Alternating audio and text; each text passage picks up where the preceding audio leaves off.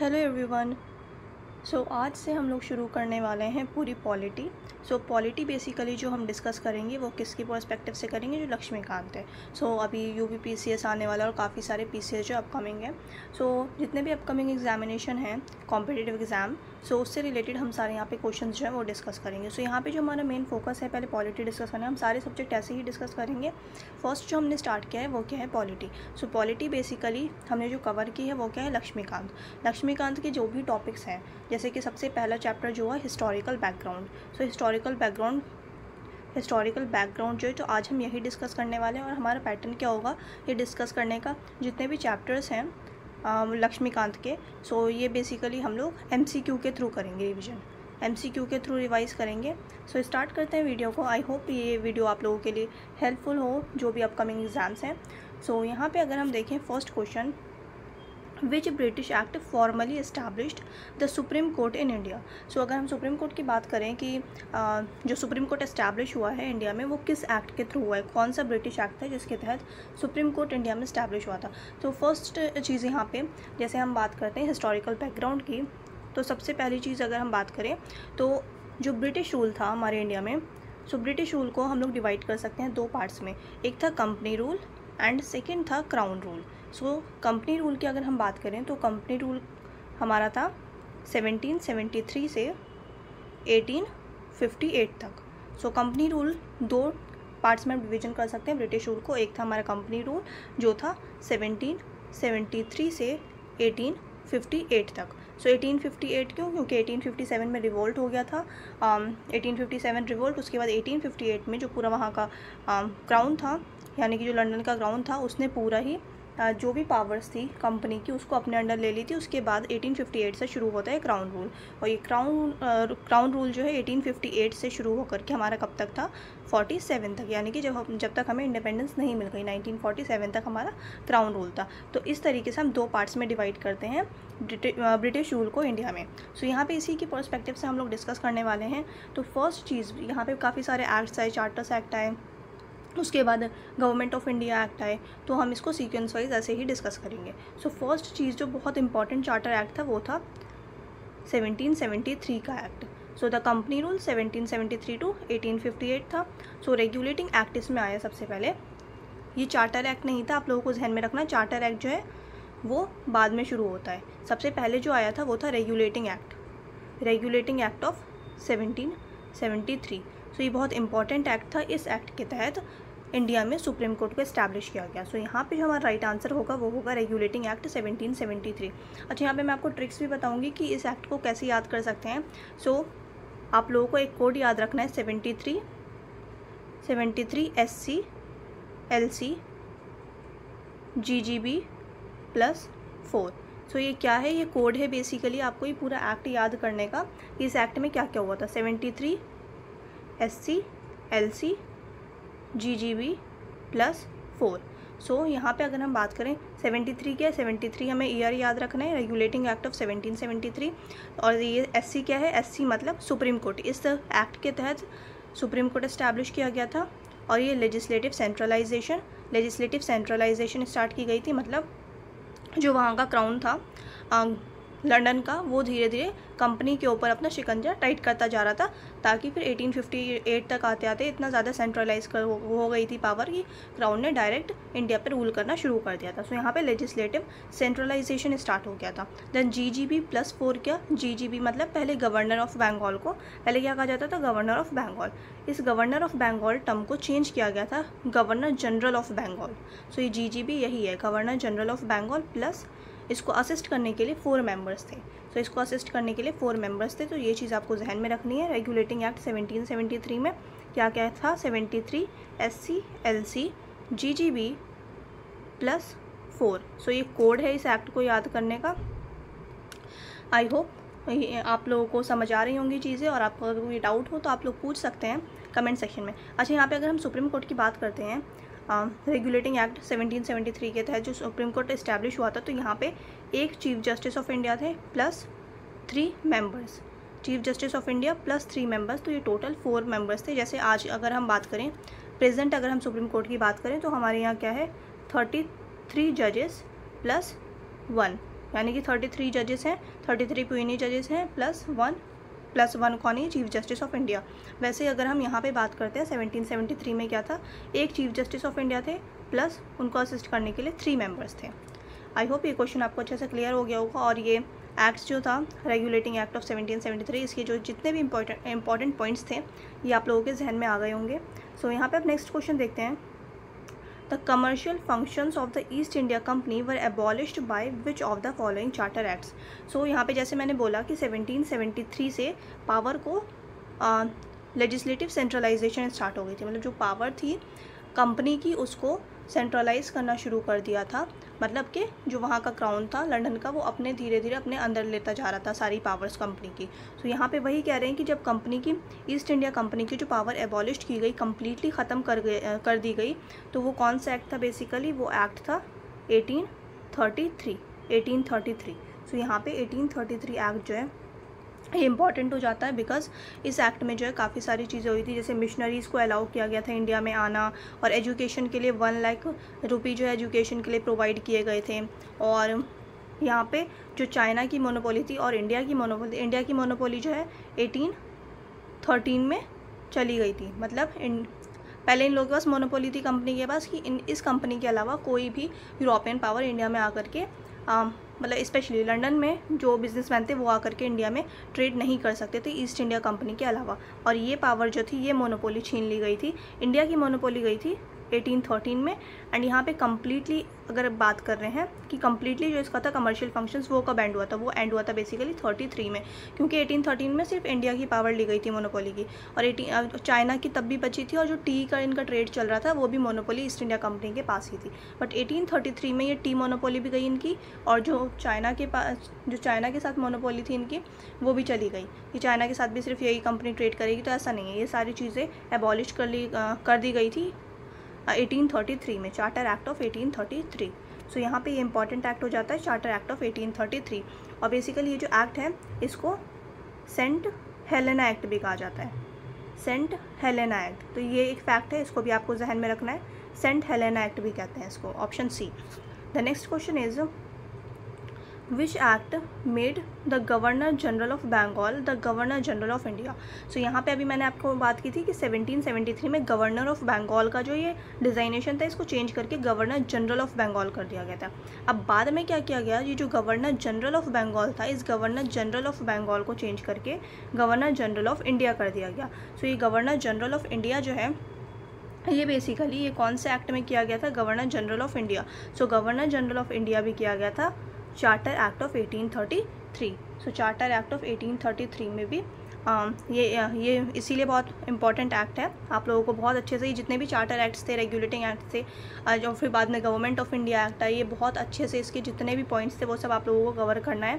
सो यहाँ पे governor general of India जो टर्म था ये कब अडॉप्ट किया गया था, ये चार्टर एक्ट 1833 में। फिर इसके बाद ये भी चेंज होकर के क्या हो जाएगा, governor general of India and vice Roy. तो ये चीज़ बाद में होती है। 1833 में क्या होता है, गवर्नर जनरल ऑफ बंगाल का डिज़ाइनेशन चेंज करके कर दिया जाता है गवर्नर जनरल ऑफ इंडिया।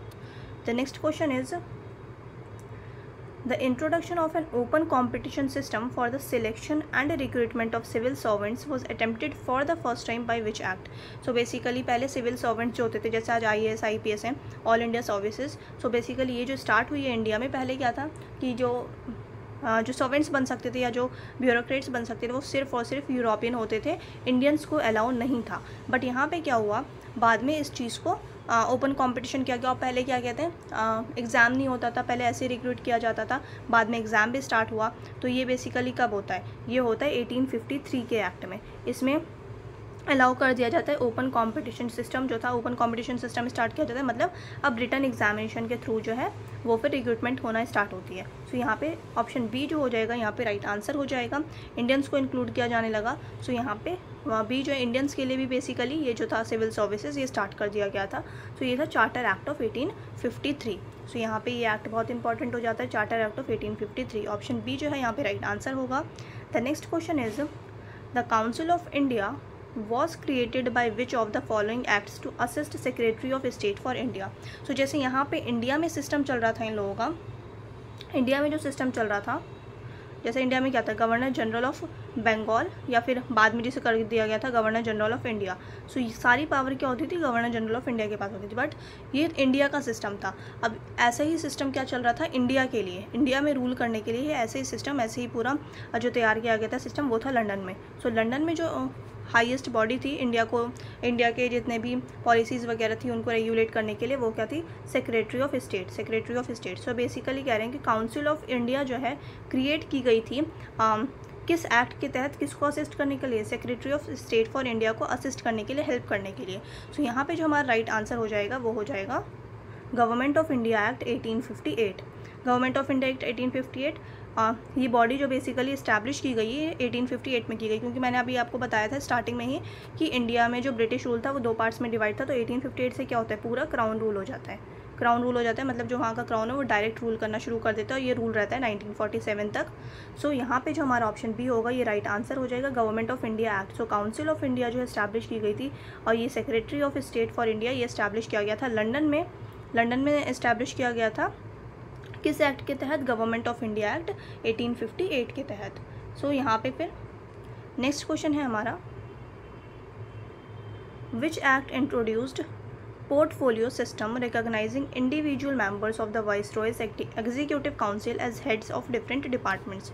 सो जैसे हमारा क्या है अभी ये पोर्टफोलियो सिस्टम क्या है, बेसिकली ये पोर्टफोलियो सिस्टम जो स्टार्ट हुआ है, फर्स्ट चीज़ ये हुआ है 1861 में। और अगर हम इस पोर्टफोलियो सिस्टम की बात करें तो ये और कुछ भी नहीं, जैसे अभी क्या है हमारी जो मिनिस्ट्रीज़ हैं, डिफरेंट मिनिस्ट्रीज़ हैं ना, डिपार्टमेंट्स हैं, मिनिस्ट्रीज़ है, जैसे होम मिनिस्ट्री हो गया, एजुकेशन मिनिस्ट्री हो गया, एंड सोशल जस्टिस मिनिस्ट्री हो गया। सो इस तरीके से जो डिफरेंट मिनिस्ट्रीज़ हैं, तो ये जो मिनिस्ट्रीज़ का कॉन्सेप्ट है कि एक काम इस मिनिस्ट्री को, एक काम इसको, एक काम इसको, जो बेसिकली काम जो डिवाइड कर दिए गए हैं। सो ये काम जो डिवाइड कर दिए गए हैं उसी को बोला गया पोर्टफोलियो सिस्टम। तो ये जो इंट्रोडक्शन हुई है पोर्टफोलियो सिस्टम की, ये कब हुई है, ये हुई है इंडियन काउंसिल एक्ट 1861 में। सो पोर्टफोलियो सिस्टम स्टार्ट हुआ 1861 में, Indian council act 1861। So option B जो हो जाएगा यहाँ पे राइट आंसर हो जाएगा। The next question is, the first step towards the introduction of a representative institution in India was taken by which act, by associating Indians with the law making process। so यहाँ पे basically कह रहे हैं जो law making process था British India में, जब crown rule आया उसके बाद लॉ मेकिंग प्रोसेस जो ये लॉज बनाते थे इंडिया के लिए, उसमें पहले क्या होता था, सारे ब्रिटिशर्स होते थे, सारे ब्रिटिशर्स जो है हम इंडियंस के लॉ बनाते थे। बट बाद में जो है ऐसे जब कांग्रेस इस्टेब्लिश हुई है तो धीरे धीरे उसके बाद फिर मॉडरेट, एक्सट्रीमिस्ट, ये सारी चीज़ें आई हैं, तो फिर वो लोग डिमांड करने लगे, इंडियन डिमांड करने लगे तो हमारी कंट्री है हमें भी पार्टिसिपेट करने दो। तो यहाँ पे बेसिकली फिर जब लॉ मेकिंग में इंडियन को भी पार्टिसिपेट करने दिया गया, तो ये कौन सा एक्ट में हुआ, धीरे धीरे ये चीज़ें स्टार्ट हुई। तो ये हुआ था 1861 में, इंडियन काउंसिल एक्ट 1861। सो यहाँ पे जो है ये चीज़ें स्टार्ट हो गई थी धीरे धीरे। तो यहाँ पे ये बेसिकली जो 1861 है ना, यहाँ से क्या स्टार्ट होता है, लेजिस्लेटिव डिसेंट्रलाइजेशन। लेजिस्लेटिव डिसेंट्रलाइजेशन मतलब पावर्स को जो है डिस्ट्रीब्यूट किया जाने लगा था।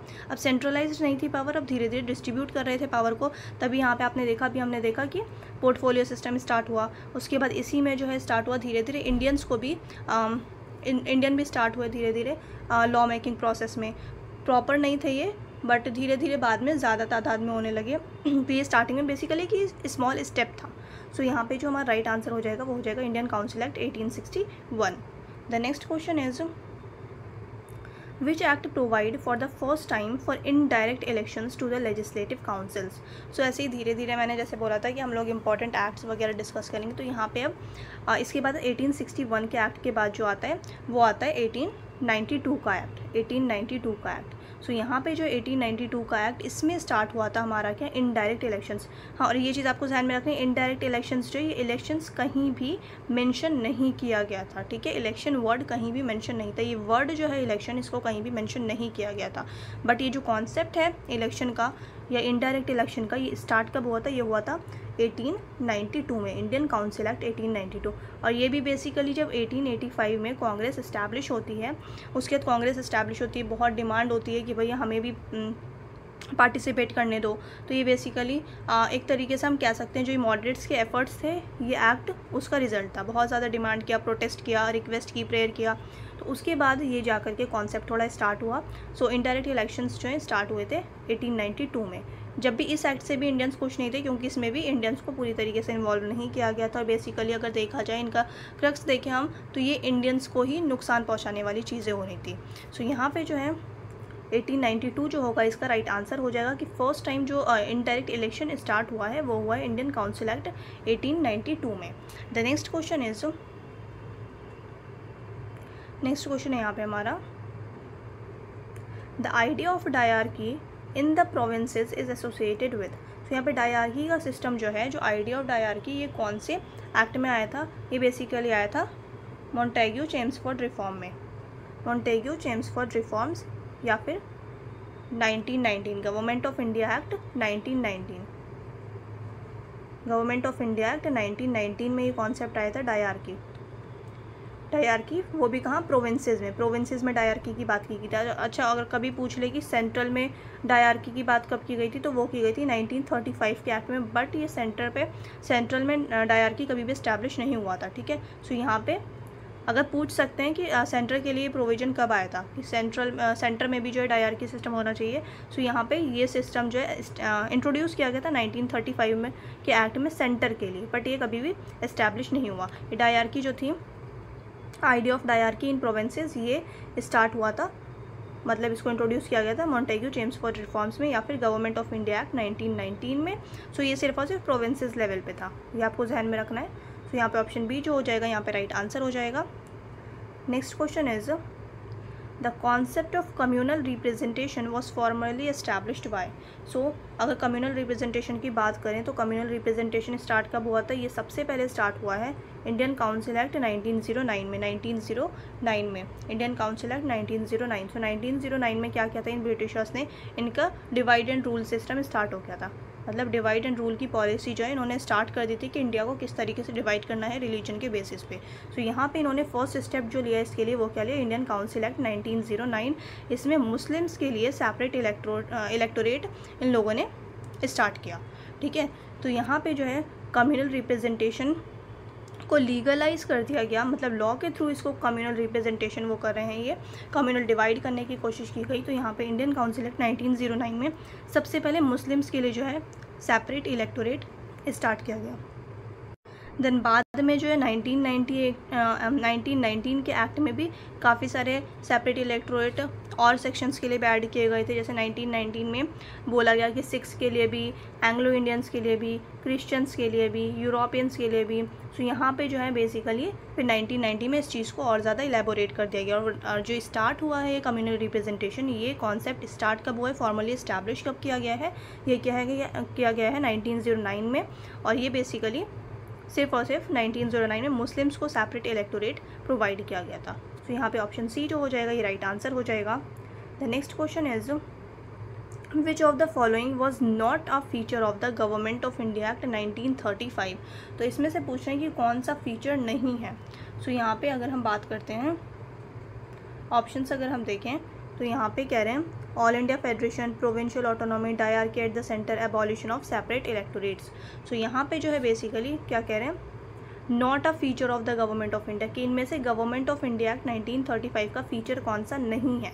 सो अगर हम देखें सबसे पहले कि कौन कौन सा होता है, सो ऑल इंडिया फेडरेशन इसका एक कॉन्सेप्ट लिया गया था गवर्नमेंट ऑफ इंडिया एक्ट में, ये चीज़ मेंशन की गई थी, बट ये कभी भी इम्प्लीमेंट नहीं हुआ है। इस चीज़ को ध्यान में रखना, ये पूछ सकते हैं। ऑल इंडिया फेडरेशन जो है ये इंट्रोड्यूस किया गया था गवर्नमेंट ऑफ इंडिया एक्ट 1935 में, बट ये कभी भी इम्प्लीमेंट नहीं हुआ।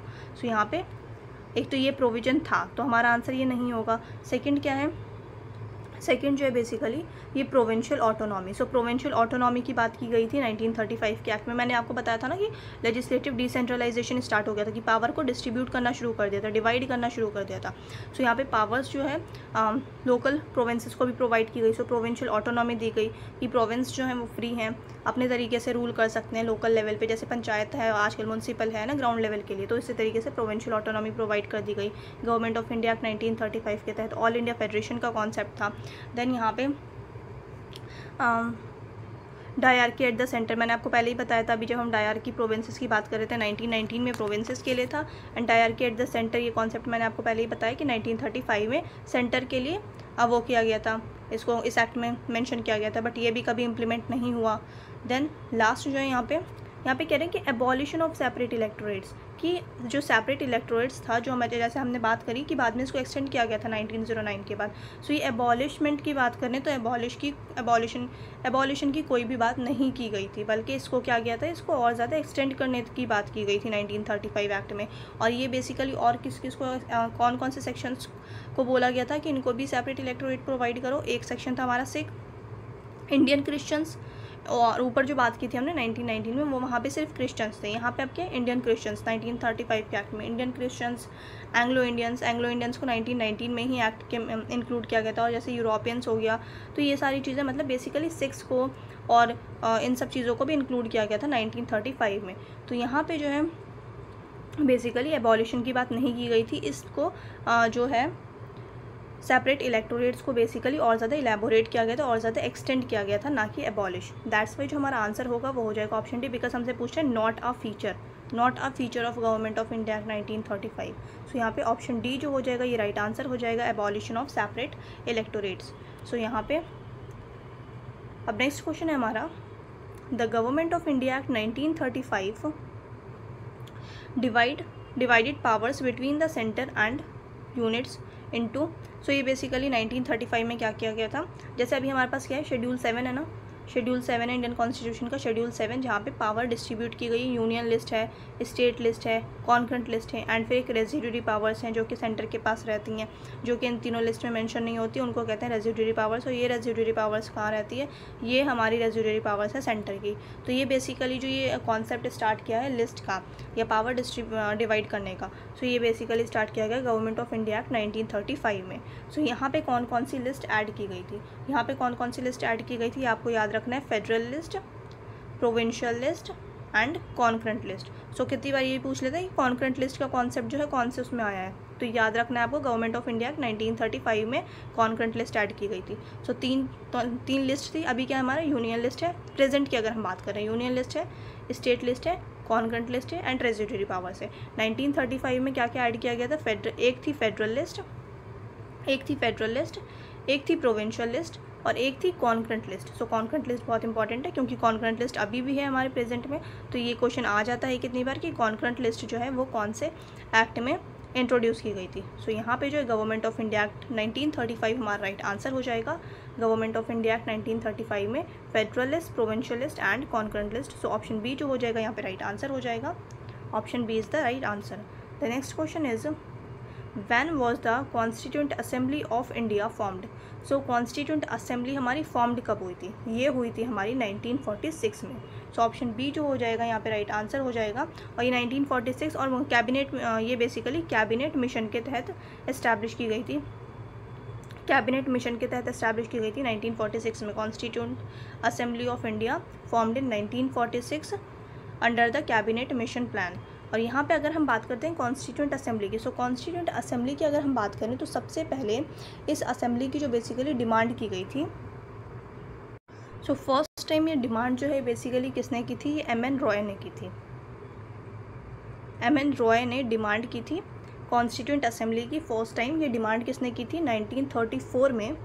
1934 में आपको ईयर भी याद रखना है, 1934 में सबसे पहले डिमांड की गई थी कॉन्स्टिट्यूंट असेंबली की। और ये किसने की थी, एम.एन. रॉय ने।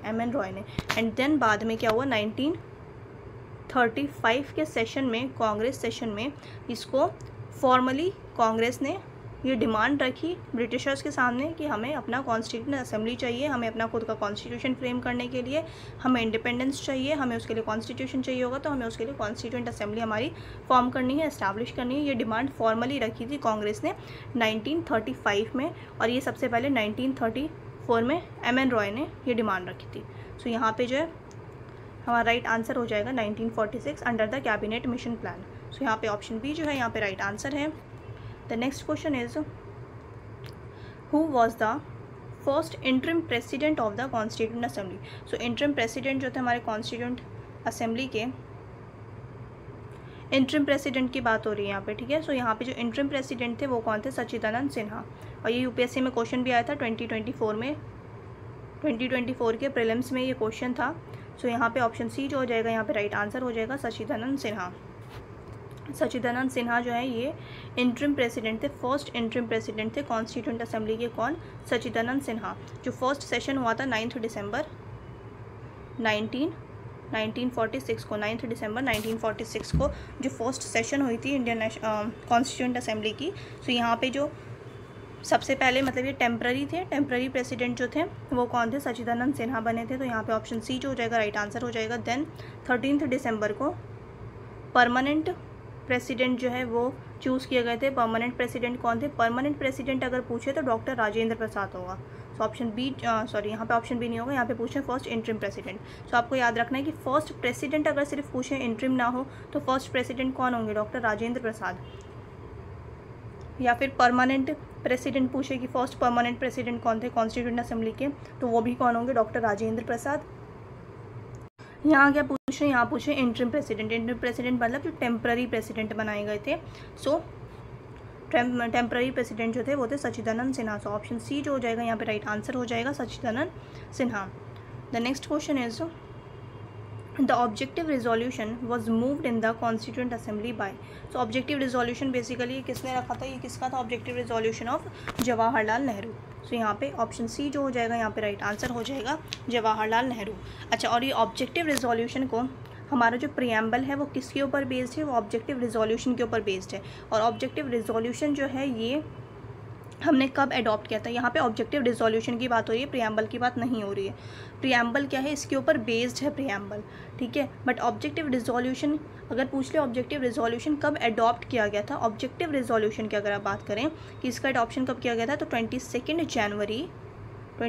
जनवरी 1947। ये डेट आपको याद रखनी है क्योंकि PCS में फैक्ट्स बहुत ज़्यादा पूछे जाते हैं, तो ये फैक्ट आपको याद रखना है कि ऑब्जेक्टिव रिजोल्यूशन की अगर बात करें कि किस डेट को अडॉप्ट किया गया था, तो 22 जनवरी 1947। 22 जनवरी 1947 को ऑब्जेक्टिव रिजोल्यूशन अडॉप्ट किया गया था। एंड यहाँ पे प्रियम्बल की बात नहीं हो रही। और अगर प्रियम्बल की बात हुई तो प्रियम्बल लास्ट आइटम था जिसे ऐड किया गया है कॉन्स्टिट्यूशन में। ये सबसे लास्ट आइटम था, प्रियम्बल को सबसे लास्ट में कॉन्स्टिट्यूशन में ऐड किया गया है प्रियम्बल को। यहाँ पे बात हो रही थी ऑब्जेक्टिव रिजोल्यूशन की। ऑब्जेक्टिव रिजोल्यूशन के ऊपर बेस्ड है प्रियम्बल, बट पूरा का पूरा ऑब्जेक्टिव रिजोल्यूशन प्रियम्बल नहीं है, ठीक है। सो इस कुछ फैक्ट्स को आपको जहन में रखना है। प्रियम्बल लास्ट आइटम था जिसे ऐड किया गया है कॉन्स्टिट्यूशन में, एंड वहीं ऑब्जेक्टिव रिजोल्यूशन जो है इसके ऊपर बेस्ड है। इस चीज़ को ध्यान में रखना है कि प्रियम्बल जो है ऑब्जेक्टिव रिजोल्यूशन के ऊपर बेस्ड है, और ये ऑब्जेक्टिव रिजोल्यूशन जो है ये हमारा अडॉप्ट किया गया था 22 जनवरी 1947 को। सो ये डेट इंपॉर्टेंट है। सो यहाँ पे जो हमारा राइट आंसर हो जाएगा वो हो जाएगा जवाहरलाल नेहरू। ये ऑब्जेक्टिव रिजोल्यूशन किसने मूव किया था? जवाहरलाल नेहरू ने। Option C is the right answer. The next question is on which date was the objective resolution adopted by the constituent assembly? Okay, so यहाँ पे मैंने अभी आपको बता दिया। सो ये जल्दी से यहाँ पे टेक करते हैं आंसर, 22 जनवरी 1947।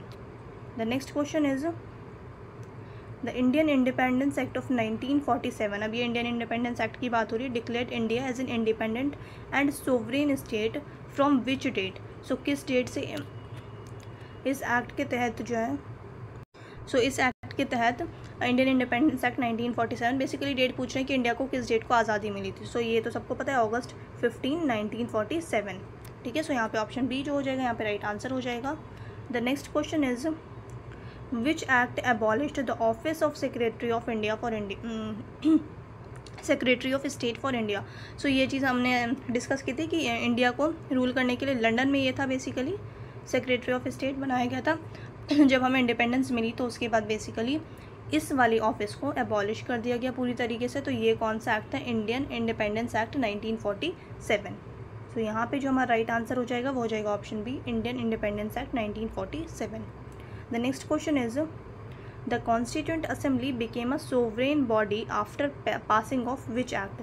सो सोवरेन बॉडी बन गई थी, मतलब हमारा अब हमारे मैटर्स में कोई भी इंटरफेयर नहीं कर सकता था। इंडियंस जो थे सिर्फ वही डिसाइड करेंगे कि इंडिया के लिए क्या सही है और क्या गलत। सो ये भी कब हुआ था? इंडियन इंडिपेंडेंस एक्ट 1947 के बाद हमें पूरी पावर मिल गई थी। सो यहाँ पे ऑप्शन बी जो हो जाएगा यहाँ पे राइट आंसर हो जाएगा। The next question is the drafting committee of the constituent assembly was setup on. So drafting committee की अगर हम बात करें तो ड्राफ्टिंग कमेटी की बात कर रहे हैं यहाँ पे कि किस डेट को एस्टैब्लिश हुई थी। तो ड्राफ्टिंग कमेटी जो एस्टैब्लिश हुई है वो ये अगस्त 29, 1947 को। यहाँ पे कॉन्स्टिट्यूएंट असेंबली की बात नहीं कर रहे हैं, यहाँ पे ड्राफ्टिंग कमेटी की बात कर रहे हैं, जिसने कॉन्स्टिट्यूशन ड्राफ्ट किया है जिस कमेटी में। इसमें डिफरेंट कमेटी बनाई गई थी, जैसे फंडामेंटल राइट्स कमेटी और भी काफ़ी सारी डिफरेंट कमेटी थी। उसमें से एक कमेटी थी ड्राफ्टिंग कमेटी, जो कि मोस्ट इंपॉर्टेंट कमेटी थी। इसी कमेटी ने हमारा कॉन्स्टिट्यूशन ड्राफ्ट किया था। सो यहाँ पे जो है बेसिकली ये किस डेट को, ड्राफ्टिंग कमेटी किस डेट को सेटअप की गई थी, ये की गई थी August 29, 1947। सो यहाँ पे जो है ऑप्शन सी हमारा राइट आंसर हो जाएगा। The next question is who was the chairman of the drafting committee of the constituent assembly. So chairman कौन थे, चेयरमैन हमारे थे doctor Ambedkar, doctor BR Ambedkar जो थे ये ड्राफ्टिंग कमेटी के चेयरमैन थे, और इनके अलावा 7 मेंबर्स और थे। ठीक है, सो ड्राफ्टिंग कमेटी में 7 मेंबर्स थे, डॉक्टर अम्बेडकर जो थे वो चेयरपर्सन थे। The next question is how many sessions did the constituent assembly hold to frame the constitution. So constituent assembly जो थी इसकी बेसिकली कितने सेशंस हुए थे हमारे कॉन्स्टिट्यूशन को फ्रेम करने के लिए। ठीक है, सो यहाँ पे जो अगर हम बात करें कितने सेशंस थे, यहाँ पे 11 सेशंस थे, टोटल 11 सेशंस थे, प्लस 1 फाइनल सेशन एक हुआ था।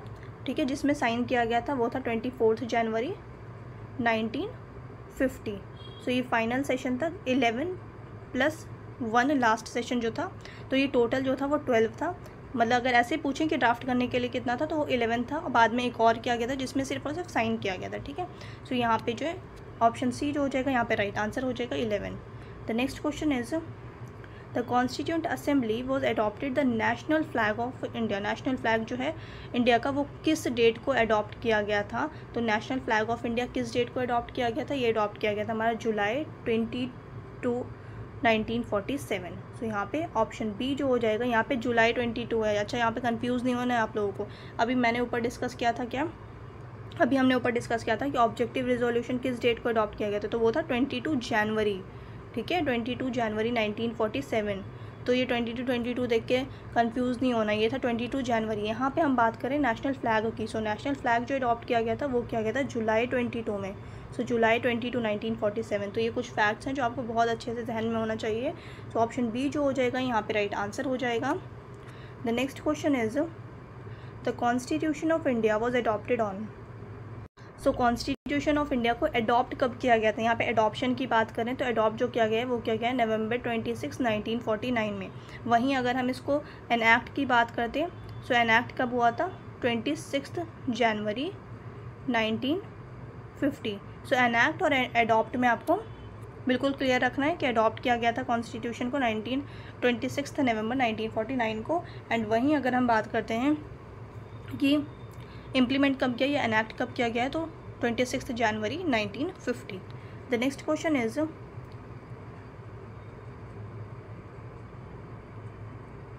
The provisions of the constitution relating to citizenship, elections, provisional parliament etcetera came into force on. So ये सारे जो प्रोविजंस हैं कि कॉन्स्टिट्यूशन रिलेटिंग, जैसे कि सिटीजनशिप हो गया, इलेक्शंस हो गया।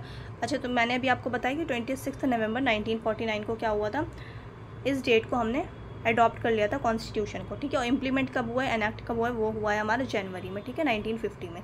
सो ये जो डेट थी, इस डेट को बहुत सारे एक्ट्स जो हैं वो एनएक्ट कर दिए गए थे, मतलब वो वैलिड हो गए थे, स्टार्ट हो गए थे वो लॉज। तो वो कौन कौन से लॉज थे, जैसे सिटीजनशिप के जितने भी कॉन्सेप्ट हैं, इलेक्शन से रिलेटेड हो गया, प्रोविजनल पार्लियामेंट से रिलेटेड हो गया, तो ये सब इफेक्ट हो गया था, मतलब ये सब इम्प्लीमेंट हो गए थे। ये वाले एक्ट्स जो इम्प्लीमेंट हो गए थे ये पहले ही हो गए थे November 26, 1949 को। फिर बाकी जितने एक्ट थे वो बाद में इम्प्लीमेंट हुए थे जनवरी 26, 1950 के बाद। सो यहाँ पे ऑप्शन बी जो हो जाएगा यहाँ पे राइट आंसर हो जाएगा। आई होप आप लोगों को अच्छे से समझ आया होगा। कोई भी क्वेश्चन पूछना है आप लोगों को तो आप लोग कमेंट सेक्शन में पूछ सकते हैं। आई होप आप लोगों को चीज़ें क्लियर हुई होगी। अब मिलते हैं नेक्स्ट वीडियो में। ऐसे हम हिस्ट्री के भी स्टार्ट करने वाले हैं। सो आप लोग चैनल पर नए हैं तो चैनल को सब्सक्राइब कर लें, वीडियो अच्छी लगे तो वीडियो को लाइक कर दें। अब मिलते हैं नेक्स्ट वीडियो में।